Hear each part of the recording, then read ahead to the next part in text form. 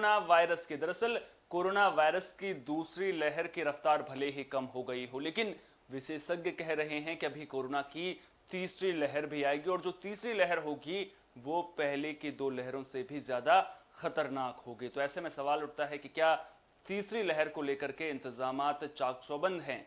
उत्तराखंड में भी कोरोना की तीसरी लहर से निपटने के लिए तैयारियां चाक चौबंद की जा रही हैं, ताकि जो कमियां पहली और दूसरी लहर के दौरान रह गई थी वो दोबारा सामने ना आए। अगर बात काशीपुर के राजकीय चिकित्सालय की करें तो अस्पताल कोरोना की तीसरी लहर से लड़ने के लिए पूरी तरह से तैयार है।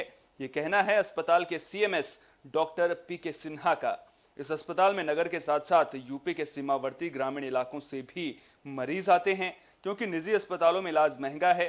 दूसरी ओर बीजेपी सरकार भी कोरोना वैक्सीनेशन को लेकर गंभीर नजर आ रही है। तो कोरोना की तीसरी लहर से लड़ने के लिए चाक चौबंद इंतजामात किए जा रहे हैं। काशीपुर के राजकीय अस्पताल में सभी सुविधाएं हैं। सीएमएस डॉक्टर पीके सिन्हा का ये बयान सामने आया है। अब देखना दिलचस्प होगा कि जो बयान सामने आया है, जब तीसरी लहर आती है तो क्या इंतजामात सही रहते हैं या फिर नहीं, ये तो तीसरी लहर आने के बाद ही पता चल पाएगा।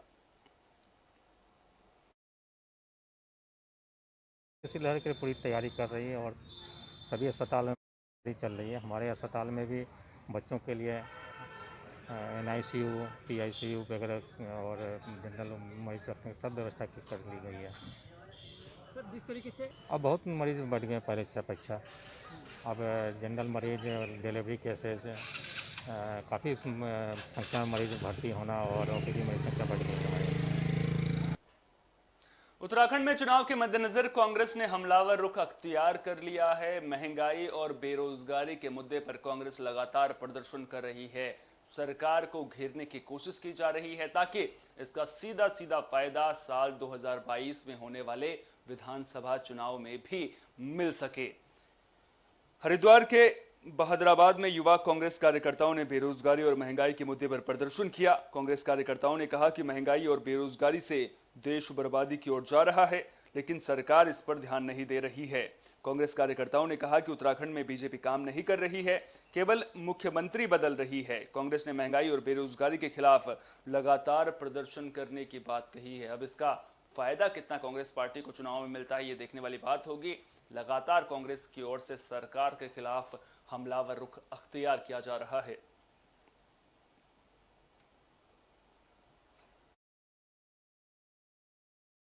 के नेतृत्व में आज बहादुराबाद में महंगाई के विरुद्ध धरना दिया गया है। आज हम समझते हैं भारतीय जनता पार्टी का उत्तराखंड से कोई नाता नहीं रहा, बल्कि इसको जो है डिमोशन की ओर ले जा रहे हैं। शिक्षा मंत्री थे हमारे निशंक जी, उनका जो है उसको हटा के जो है जबरदस्ती एक राज्य मंत्री का दर्जा अजय भट्ट को दिया गया है। ये उत्तराखंड की जो है वो है नाकामी, वो क्या नाम अपमान है। ये उत्तराखंड का अपमान किया गया है केंद्र सरकार द्वारा, हम उसकी निंदा करते हैं। अरे उत्तराखंड इस देश का देवभूमि ऐसा है जो इसको पूरा देश जो है यहाँ का नमन करता है। यहाँ प्रदेशों में स्वास्थ्य और शिक्षा ये दो महत्वपूर्ण चीजें होती हैं और दोनों ही जो विभाग है, दोनों विभागों में सरकार कुछ नहीं कर पा रही है। चाहे प्रदेश की बात करो, चाहे देश की बात करो। आज देश में भी जिस तरीके से मंत्रिमंडल बदले जा रहे हैं, इससे पूर्ण रूप से केंद्र की विफलता सामने आती है। एक बहुत बड़ा कोविड का दौर रहा, उस कोविड के दौर में पूरे देश का क्या हाल रहा ये सब भली भांति जानते हैं। और जो यहाँ पर स्वास्थ्य विभाग भी यहाँ बदला गया है, मंत्री बदले गए हैं, इससे साफ तौर पर जाहिर होता है कि जो हमारे मंत्री रहे हैं वो किस तरीके से यहाँ पे कार्य कर पाए हैं और जो लगातार मौतों का जो तादाद है वो लगातार बढ़ी है। इसके लिए जनता राज्य सरकार को, प्रदेश की सरकार को, देश की। अजय भट्ट को मोदी कैबिनेट में जगह मिल गई है, जिसके बाद बीजेपी कार्यकर्ताओं में खुशी का माहौल देखने को मिल रहा है। बीजेपी कार्यकर्ता जश्न मना रहे हैं। आपको बता दें कि अजय भट्ट उत्तराखंड के नैनीताल से सांसद हैं और उनको मोदी कैबिनेट में जगह मिलने का सीधा सीधा मतलब है कि इसका फायदा उत्तराखंड को भी मिलेगा, जिसको लेकर बीजेपी कार्यकर्ताओं में खुशी का माहौल देखने को मिल रहा है। बीजेपी कार्यकर्ता एक दूसरे को मिठाई खिलाकर जश्न मना रहे हैं और केंद्र में राज्यों का मजबूत प्रतिनिधित्व मिलने से विकास की रफ्तार बढ़ने की उम्मीद जता रहे हैं। बता दें कि अजय भट्ट को मोदी कैबिनेट में रक्षा और पर्यटन मंत्रालय में राज्य मंत्री बनाया गया है। इस दौरान पूर्व नगर पंचायत अध्यक्ष पवन कुमार चौहान ने उम्मीद जताई कि सांसद भट्ट को केंद्रीय राज्य मंत्री बनाने से क्षेत्र के विकास में तेजी आएगी उन्होंने सांसद अजय भट्ट को केंद्रीय राज्य मंत्री बनने पर कहा कि भट्ट को पार्टी के प्रति कर्मठता और अच्छे काम का प्रतिफल मिला है। उन्होंने कहा कि उनके द्वारा रक्षा एवं पर्यटन क्षेत्र में तेजी से काम किया जाएगा, जिसका सीधा सीधा फायदा उत्तराखंड को मिलेगा।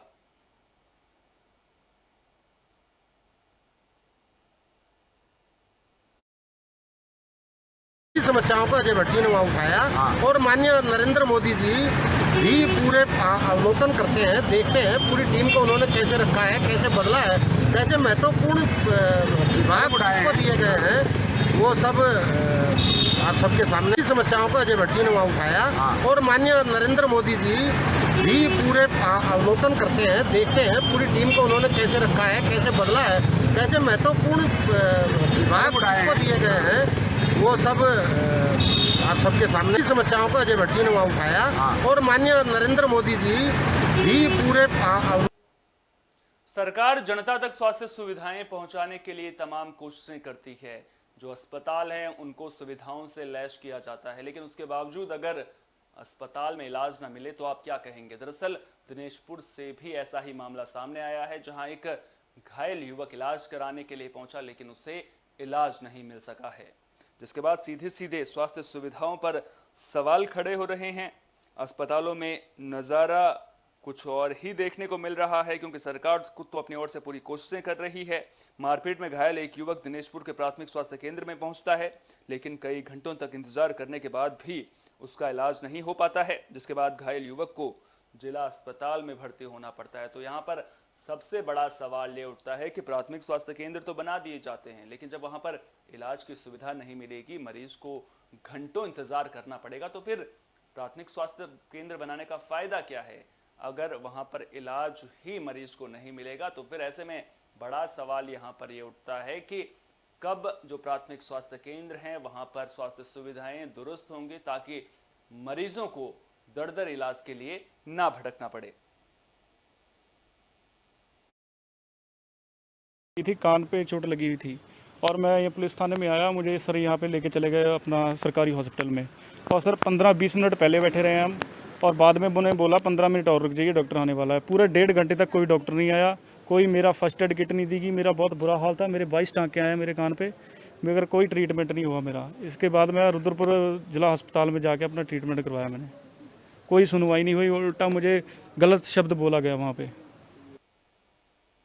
नरेंद्र नगर के पंत चौराहे पर कांग्रेस कार्यकर्ताओं का प्रदर्शन देखने को मिला है। आपको बता दें कि कांग्रेस कार्यकर्ताओं ने बेरोजगारी और महंगाई के मुद्दे पर सवाल खड़ा किया है, साफ तौर पर सरकार पर निशाना साधा है और महंगाई को कम करने की मांग की है। कांग्रेस कार्यकर्ताओं का कहना है कि महंगाई की वजह से जनता परेशान है, जनता त्राहिमाम कर रही है और सरकार इस ओर ध्यान नहीं दे रही है।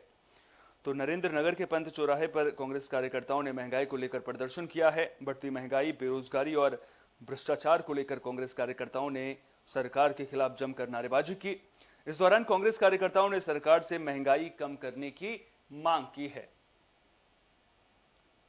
वर्तमान में आजकल देखिए चारों तरफ बेरोजगारी है, पेट्रोल के दाम, डीजल के दाम और गैस सिलेंडर के दाम दिन प्रतिदिन बढ़ते जा रहे हैं और इससे जो है आम जनता बहुत ज़्यादा त्रस्त है। महंगाई से आम आदमी बहुत त्रस्त है और हमारा खास तौर से जो युवा है वो बेरोजगारी के चलते इतना त्रस्त है कि उसे कुछ भी रास्ता सुझाई नहीं दे रहा, और ऊपर से ये सरकार 3 मुख्यमंत्री हमारे प्रदेश के वासियों पर थोप रही है और साथ ही तीनों मुख्यमंत्री रोजगार के मामले में अलग अलग घोषणाएं करते हैं।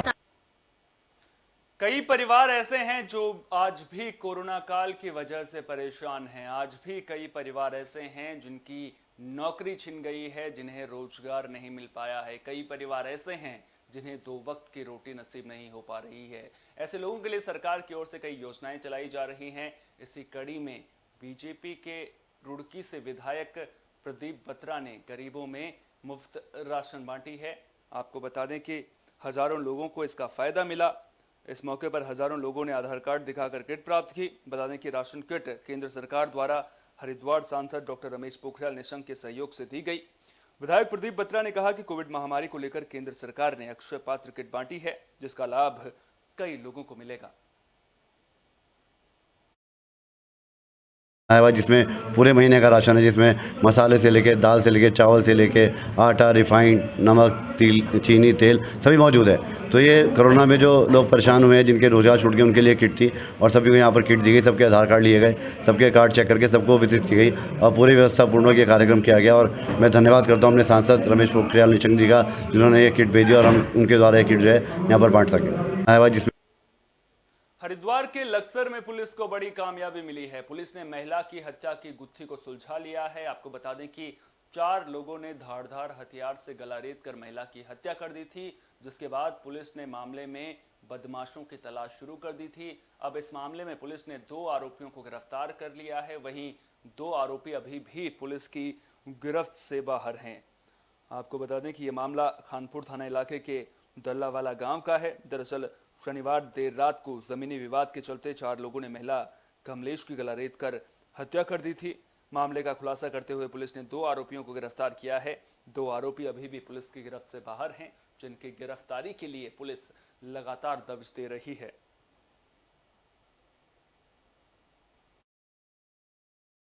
2021 को ये एक सूचना मिली थी हमें रात को कि एक महिला कमलेश का जो है आपसी झगड़े में जो है वो मृत्यु हो गई है और मौके पे पहुंच के पंचायतनामा की कार्रवाई की गई थी और इसको लेकर 3 टीमें जो हैं वो हमने लगाई थी और इसी के क्रम में जो 2 आरोपी हैं, मुख्य आरोपी हैं, उनको हमने गिरफ्तार कर लिया। 2021 को ये कांग्रेस ने मिशन सूचना मिली थी हमें 2022 रात को को। लेकर तैयारियां शुरू कर दी हैं। इसी कड़ी में कांग्रेस की महिला पर्यवेक्षक नमिता मेहरा रुड़की पहुंची।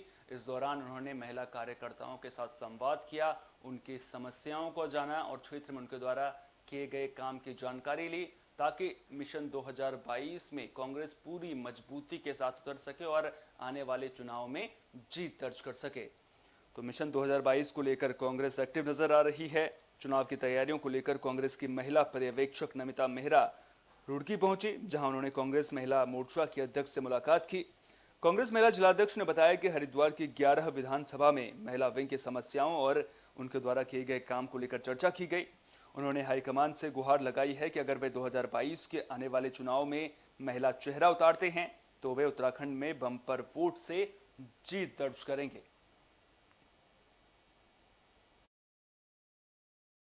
मिले तो अच्छा लगा उनसे मिलके और इनकी कितनी रिस्पेक्ट करते हैं वो तो हमें सामने दिख गया और ये मैडम खुद ही सबकी कितनी रिस्पेक्ट करती है वो हमें दिख रहा है और ये टिकट के लिए आगे आएंगी और उनको मिल ही जाए तो ज़्यादा ही अच्छा है, क्योंकि हम तो इनके लिए आगे भी जहाँ तक पहुँचाएंगे बात पहुँचाएंगे जरूर। सरकार में, उत्तराखंड सरकार में कितनी उथल पुथल मची हुई है और देश के क्या हालात हैं और उत्तराखंड के बेसिकली क्या हालात हैं। उत्तराखंड के इतने ख़राब हालात हैं कि युवाओं को नौकरियां नहीं हैं।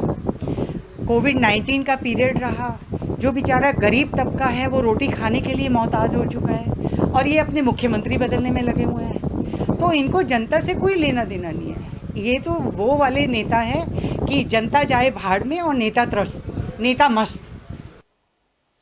बाजपुर के बन्नाखेड़ा वन क्षेत्र में एक व्यक्ति का शव झाड़ियों में पड़ा मिला। आशंका जताई जा रही है कि हाथी के हमले से व्यक्ति की मौत हुई है। मामले की जानकारी मिलने के बाद पुलिस और वन विभाग की टीम मौके पर पहुंची, जिसके बाद व्यक्ति के शव को कब्जे में लेकर पोस्टमार्टम के लिए भेज दिया गया है।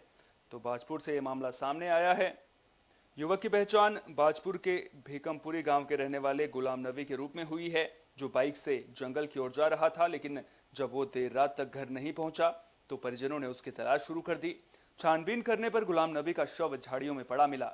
छानबीन के दौरान पुलिस को शव के पास हाथी के पांव के निशान दिखाई दिए। आशंका जताई जा रही है कि हाथी ने कुचलकर व्यक्ति की हत्या की है।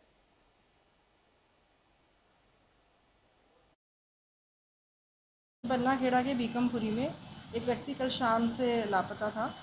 जब परिजनों के द्वारा तलाश की गई तो सुबह उसका शव मिला है और ऐसा संभावना जताई जा रही है कि हाथी के द्वारा उसको मारा गया है।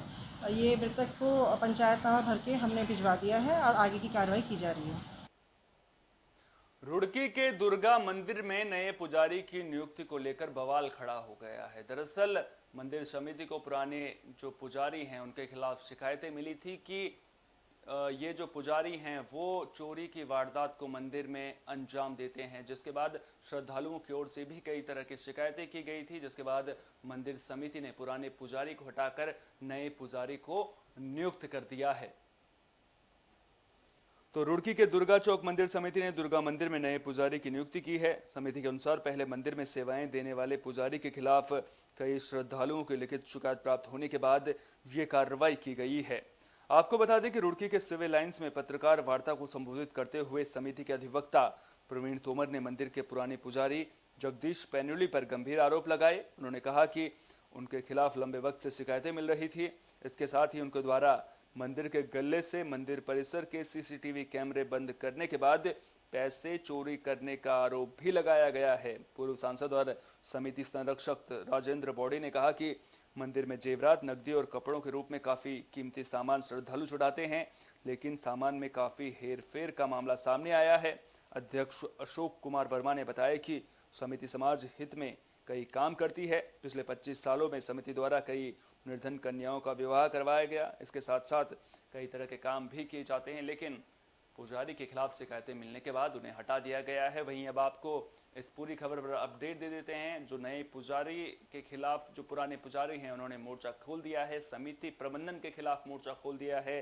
साफ तौर पर उनका कहना है कि जो समिति है उनके द्वारा उनका उत्पीड़न किया जाता है। इसके अलावा उन्होंने समिति के एक सदस्य पर पिस्टल दिखाकर धमकाने का भी आरोप लगाया है।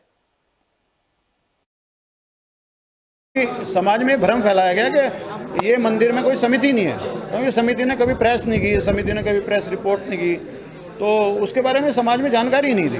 अध्यक्ष जी हैं अशोक वर्मा जी, समिति के अध्यक्ष हैं। संरक्षक हैं पूर्व बाडी, पूर्व MP साहब हैं, बाडी जी, अग्रवाल साहब हैं, सत्येंद्र जी हैं सचिव जो हैं। ये सब लोग पिछले कम से कम 25-30 सालों से वहाँ काम कर रहे हैं। सब लिखित में शिकायतें हैं, बहुत सारी हैं, मैं यहाँ कहना उचित नहीं समझूंगा। बहुत सारी लिखित में उनके खिलाफ शिकायतें हैं। क्या पुजारी जी की कोई जांच कराई जाएगी आपकी तरफ से? पुजारी की जांच जो हुई करेगी। अब तो केस उसने अदालत में चालू हो गया है। उसने कहा कि समिति के लोग चोर हैं जिन्होंने इसे बनाया, तो अदालत में प्रूव हो जाएगा। धारचूला में टैक्सी चालकों के मनमाने रवैये से जनता परेशान है। दरअसल कई बार टैक्सी चालकों के खिलाफ शिकायतें मिलती हैं कि जो टैक्सी चालक हैं वो ज्यादा किराया वसूलते हैं, जिसके बाद अब SDM ने टैक्सी चालकों के साथ बैठक की है और ज्यादा किराया वसूलने पर कार्रवाई करने की भी चेतावनी दी है। तो आपको बता दें कि धारचूला के उपजिलाधिकारी ने टैक्सी मालिकों के साथ बैठक की। बैठक में 3 दिन के भीतर सभी मोटर मार्ग पर प्रति किलोमीटर के हिसाब से पुराने दर पर ही रेट तय कर किराया सूची जारी करने के निर्देश दिए गए। वहीं छिपला केदार टैक्सी यूनियन के अध्यक्ष केशर सिंह धामी ने कोरोना काल में यात्रियों से अधिक किराया न लेने की अपील की है। उन्होंने कहा कि अगर कोई टैक्सी मालिक अधिक किराया लेता है तो प्रशासन की ओर से होने वाली कार्रवाई का वो खुद जिम्मेदार होगा। वहीं SDM शुक्ला ने ज्यादा किराया वसूलने की शिकायत मिलने पर कार्रवाई करने की बात कही है। और जो है पब्लिक को लूट रहे हैं। इस संबंध में हमने आज एक बैठक बुलाई थी और बैठक में सर्वसम्मत से डिसीजन लिया गया कि किराया जो है वो प्रति किलोमीटर के हिसाब से डिसाइड किया जाए। तो हमने कहा कि धारचूला से नीचे जो हमारा क्षेत्र है, कहीं भी गाड़ी जाए तो वहाँ का किराया जो है किलोमीटर के हिसाब से डिसाइड किया जाए। सतपुली में नगर पंचायत अध्यक्ष की कार्यशैली पर सवाल खड़े हो रहे हैं और सवाल किसी और ने नहीं बल्कि बीजेपी नेता ने उठाए हैं। उन्होंने सवाल पूछा है कि जो 3 स्वागत बोर्ड लगाए गए हैं उनको आखिर यूपी की फर्म ने क्यों लगाया है? क्या उत्तराखंड में कोई ऐसी फर्म नहीं है जो स्वागत बोर्ड लगाती है?